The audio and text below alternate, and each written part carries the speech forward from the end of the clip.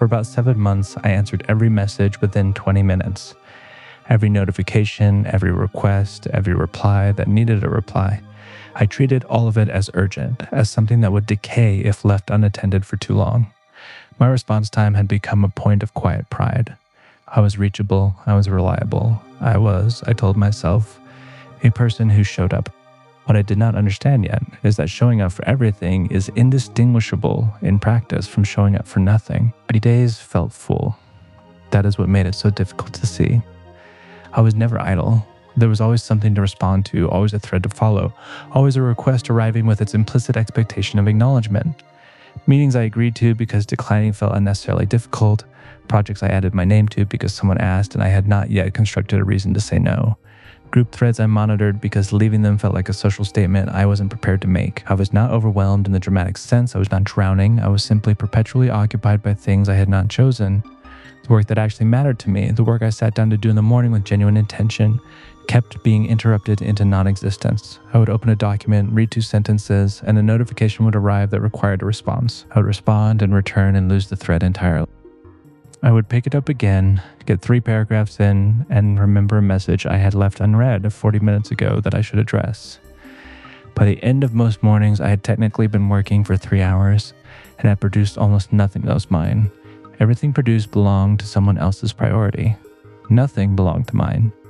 The lowest moment came when I reviewed what I had actually accomplished over an entire month. Note what I had responded to, not what I had attended or contributed to or been available for, but what I had built, created, or moved forward for myself. The list was so short it fit in 2 lines from 30 days. I had been fully occupied every single one of those days. I had ended each of them tired, and I had almost nothing to show for it that belonged to me. I started noticing something else around that time. The quality of my thinking had degraded in a way I hadn't named until I tried to articulate something complex out loud and found that the sentence kept collapsing before it could finish itself. I had been operating in short-form reactive mode for so long that sustained thought had become genuinely difficult, the mental equivalent of trying to run after months of only walking. The capacity was still there technically, but it had softened from disuse, and rebuilding it was going to require the one thing I had not been protecting at all: uninterrupted time. But one afternoon, a realization dawned on me. I was looking at my schedule for the following week, meetings, replies, commitments I had agreed to across 6 different days, and I noticed a block I had scheduled for my own work. 2 hours on a Wednesday morning. 2 hours I had carved out, and then I saw already tentatively agreed to give away to a request that came in the day before. I had not even registered doing it. I had said yes to the request and quietly crossed out the only thing on my entire schedule that existed for me.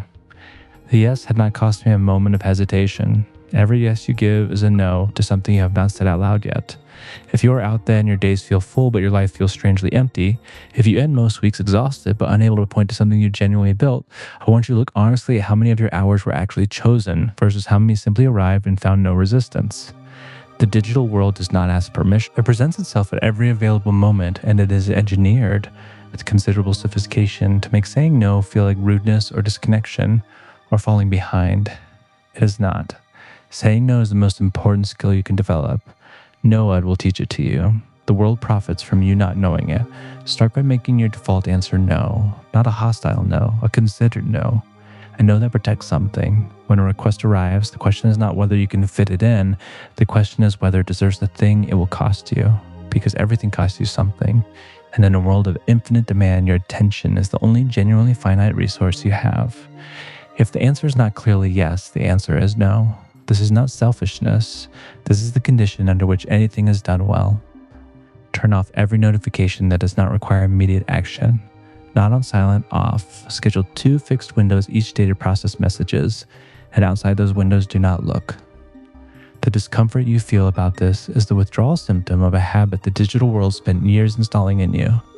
It will pass within about 10 days. What replaces it is the specific, almost forgotten sensation of a thought that finishes itself, of a morning that belongs to you.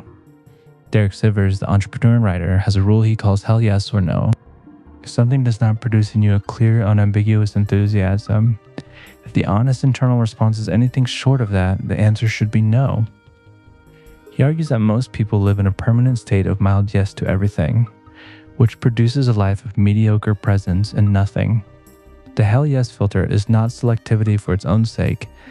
It is the protection of the capacity to be fully present for the things that actually deserve you. You cannot do your best work in the windows left over after you have agreed to everything that asked. You cannot build anything of real weight in the margins of a schedule you did not choose. You cannot be fully present in the life you have overfilled with other people's urgency. Say no more than feels comfortable. Protect the hours before anything else fills them. Choose what you give your attention to before the world chooses for you, because saying yes to everything has already cost you more than you know. If you enjoyed this video, please consider subscribing.